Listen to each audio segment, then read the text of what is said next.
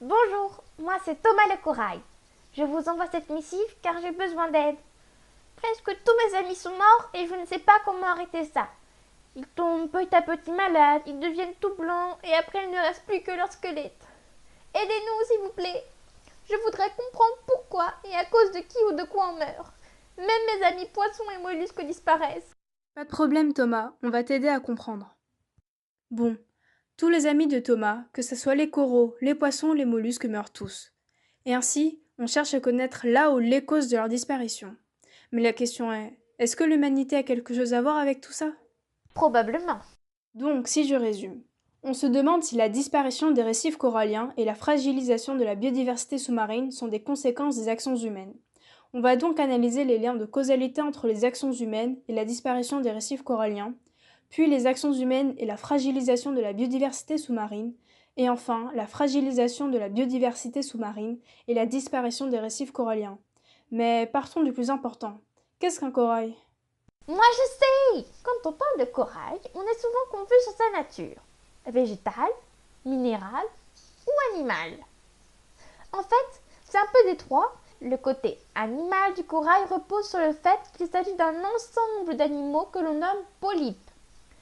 Le polype est un animal mou de très petite taille, entre 1 et 3 mm, dont la bouche est entourée de tentacules qui permettent d'attraper de la nourriture comme le plancton, de se débarrasser des débris et de se défendre. Une fois fixé sur son support, il construit le squelette dur en calcaire du corail, d'où ce terme minéral. Il existe plusieurs types de coraux, les coraux durs et les coraux mous. On appelle coraux mous ceux qui n'ont pas de squelette calcaire. Je vis en symbiose avec une algue microscopique appelée zooxanthelle, qui me donne ma coloration. L'algue m'apporte du dioxygène et des molécules organiques qui sont produites par la photosynthèse. Voilà pourquoi le corail est aussi en quelque sorte végétal. Petit rappel, la photosynthèse est le processus par lequel les végétaux synthétisent des matières organiques grâce à l'énergie lumineuse, en absorbant le dioxyde de carbone de l'air et de l'eau, tout en produisant du dioxygène et de la matière organique. Ces produits issus de la photosynthèse comprennent du glucose, des acides aminés que j'utilise pour fabriquer des protéines, des graisses, ainsi que pour favoriser la sécrétion du squelette calcaire CaCO3. En retour, je la protège et lui fournis des éléments nutritionnels nécessaires à la photosynthèse, notamment le dioxyde de carbone et aussi des ions minéraux qui lui sont nécessaires. Sans les zooxanthelles, nous, coraux, constructeurs de récifs, nous ne sommes rien. Plus de 80% de l'eau issue de l'activité de la photosynthèse des zooxanthelles est utilisée pour notre respiration cellulaire. Les matières produites lors de la photosynthèse servent en outre à la fabrication du mucus qui a diverses fonctions: protection contre les agressions, capture de nourriture, excrétion des déchets et des photosynthétisats que l'on ne peut pas utiliser. Le corail est donc un animal et un végétal qui vivent en symbiose dans un exosquelette minéral. Et où vous trouvez-vous? La plupart des récifs coralliens se trouvent dans les eaux tropicales et semi-tropicales comprises entre les 30e degrés de latitude nord et sud, comme là d'où je viens, la Grande Barrière de Corail. Ces structures récifales massives sont formées par la sécrétion de chaque polype d'un squelette de CaCO3 et donc, quand un polype meurt, son squelette reste et un autre polype va prendre sa place et continuer à agrandir le squelette. C'est ainsi que petit à petit, les récifs coralliens grandissent. La condition nécessaire pour notre épanouissement est le soleil, car la lumière est un facteur indispensable à la photosynthèse des zooxanthelles. C'est pour cela que nous nous situons au niveau des eaux peu profondes, car la luminosité est moindre dans les profondeurs. Ah oui, je suis au courant. J'ai appris à l'école que l'absorbance de la lumière est proportionnelle à l'épaisseur de la solution traversée. C'est la loi de Beer-Lambert. De plus, il faut que l'eau soit assez chaude, c'est-à-dire plus de 20 degrés Celsius, car la fabrication du squelette calcaire est favorisée. En effet, à cette température, le carbonate de calcium CaCO3, le composé majeur du calcaire, est plus soluble. Ainsi, le squelette calcaire se construit plus facilement. Et tes amis poissons, ils vivent avec toi? Certains, oui. Les scientifiques de ton espèce estiment que dans les récifs coralliens, plus d'1 million d'espèces animales et végétales sont associées et qu'ils accueillent plus de 25% des espèces de toute la vie marine. Ils sont par ailleurs un des écosystèmes les plus recherchés par certaines espèces de poissons pour venir y pondre et pour l'élevage de leurs bébés. Le plus grand récif corallien abrite plus de 400 espèces de coraux, 1500 espèces de poissons et 4000 espèces de mollusques. Et donc, par notre faute, tous ces animaux marins disparaissent? Oui, mes cousins en Asie du Sud-Est vont pratiquement tous mourir si on ne fait rien d'ici 2050. Oui, effectivement. Il n'y a pas très longtemps, j'ai vu sur internet cette photo qui montrait le phénomène de blanchiment des coraux. Oui, j'ai vu de nombreux animaux mourir tout blancs comme ça, mais c'est quoi ce blanchiment? Et pourquoi sont-ils comme ça? Tout d'abord, les coraux sont menacés par différents facteurs, le plus important étant la pollution avec le CO2. Ce phénomène a de nombreuses conséquences, dont notamment le blanchiment des coraux. Le blanchiment est en fait une décoloration de l'animal suite à l'expulsion des zooxanthelles à cause du stress subi. Il est dû au réchauffement, à l'acidification, mais aussi à l'élévation des océans.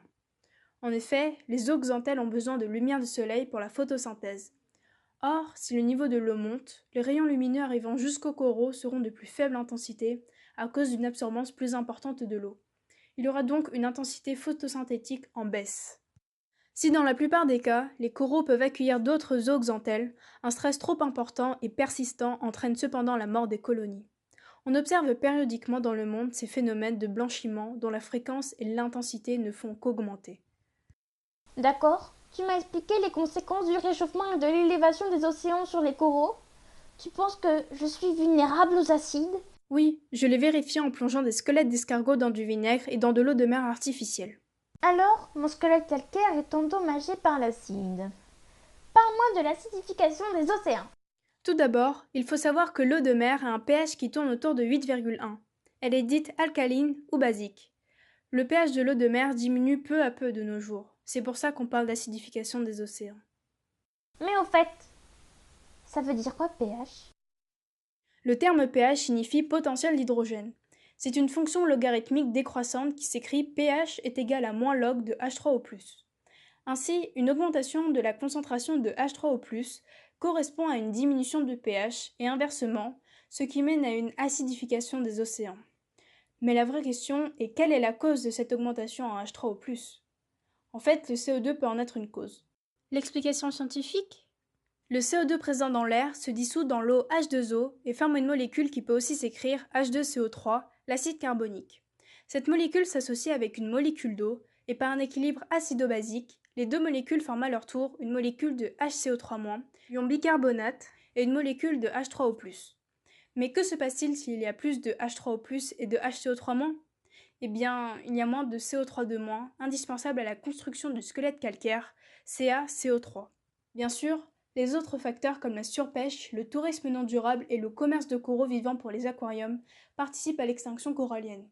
La surpêche notamment provoque la disparition des coraux, puisque certains poissons herbivores, comme le poisson perroquet, se nourrissent de mauvaises algues qui s'installent sur les squelettes des coraux après un épisode de blanchiment. Ces poissons permettent ainsi de réguler la présence de ces algues et donc de permettre aux polypes de retrouver leur place dans le squelette. Ces poissons, en disparaissant, laissent les coraux seuls pour se débarrasser des mauvaises algues et entraînent leur asphyxie. Il y a aussi plein de facteurs naturels qui rentrent en compte dans la disparition des coraux. Il y a par exemple les cyclones qui ont un impact direct sur la destruction des barrières de corail. Mais ils ont aussi un effet indirect, puisqu'ils ramènent effectivement plein de solides dans la mer, ce qui pollue fortement.